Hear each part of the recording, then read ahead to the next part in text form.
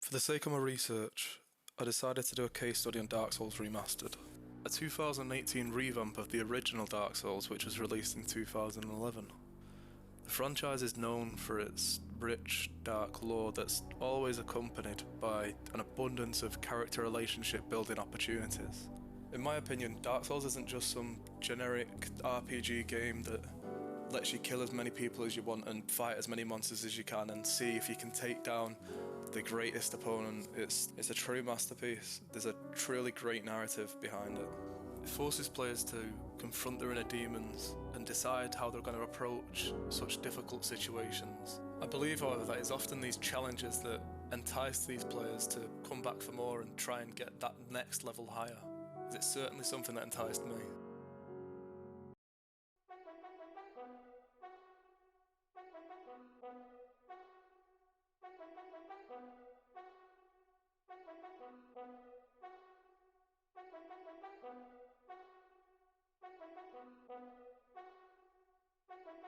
The challenge Dark Souls presents is no joke. Mixed attack patterns, multiple boss fight phases won't do your confidence much good as you struggle to survive.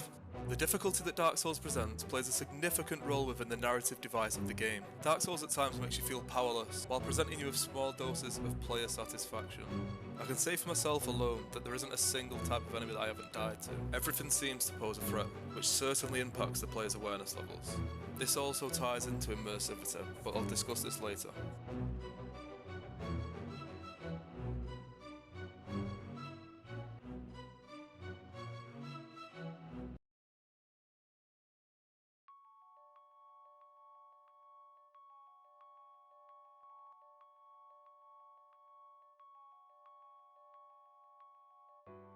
Moving on to escapism.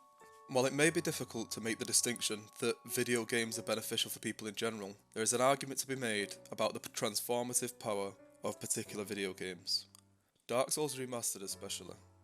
Escapism is always a key element to consider during the pre-production stage of any project. The ability to make the audience feel transported is what transformative gaming is all about. A great way to add to the escapism aspect of a project is with music. Dark Souls stands out as a prime example of this. Dark Monastery choir chants and incredible orchestra music are played in each of the boss encounters. It would seem as if the pacing and the tempo of the music was often dictated by the appearance or personality of the boss. Gwyn, Lord of Cinder, is a favourite of mine. Gwyn is portrayed to be the final boss of Dark Souls, the penultimate of challenges. I then learned that it was Gwyn who rekindled the flame, sacrificing himself to extend the Age of Fire. Gwyn gains nothing from doing so.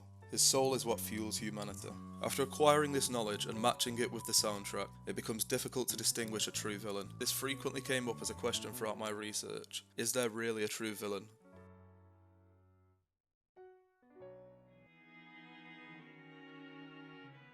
Lockdown has had nothing but an adverse effect on society.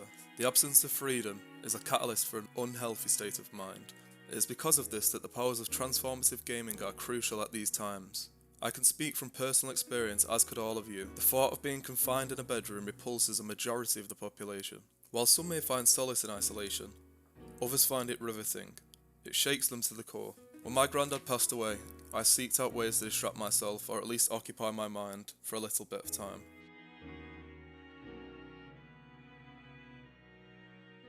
And just like me, others use video games to entertain themselves during this period of nothingness. People feel as if the world is passing them by while being stuck at home. Video games have the ability to alleviate the feeling of loneliness to some degree, whether that be a casual night of gaming with friends, or going on an expedition in a single-player game. In my opinion, it is the latter that is more immersive. Just like with films or TV, people often find themselves trying to relate to the subject matter presented to them. Story-driven games offer the most interaction for the player, providing them with escapism.